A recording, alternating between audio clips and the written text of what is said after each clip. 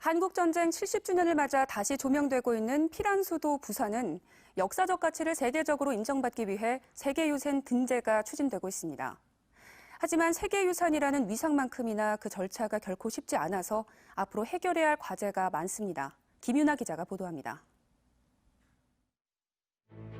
한국 전쟁 당시 임시수도였던 부산.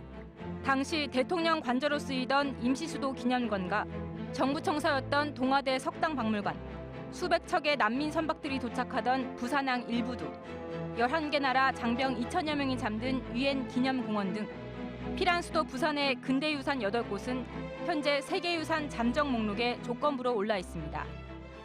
근대라고 하는 게 우리는 되게 중요하게 생각을 하고 얘기를 많이 하는데 부산에.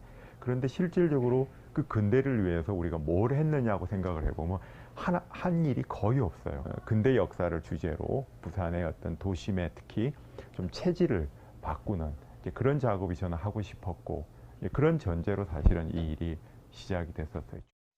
부산시는 지난 2017년 문화재청에 근대유산 8곳을 간신히 조건부 잠정 목록으로 올렸습니다.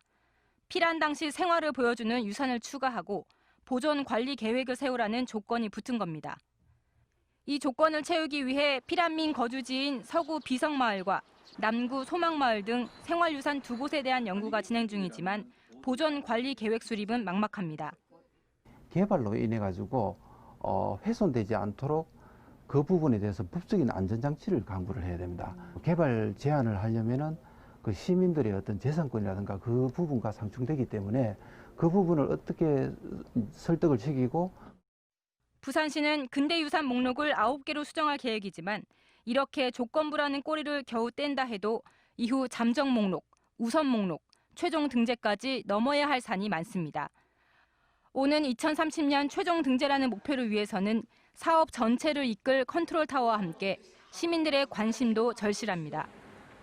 얼마나 후손들에게 남기기 위해서 노력했느냐. 전 인류에게 유네스코 세계유산이 된다는 건 전 인류에게 공포를 하는 거거든요.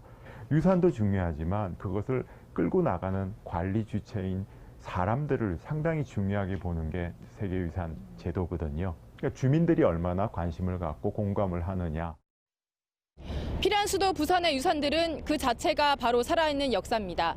시간이 조금 걸리고 과정이 복잡하다 하더라도 반드시 세계유산에 이름을 올려야 하는 당연한 이유입니다. MBC 뉴스 김윤아입니다.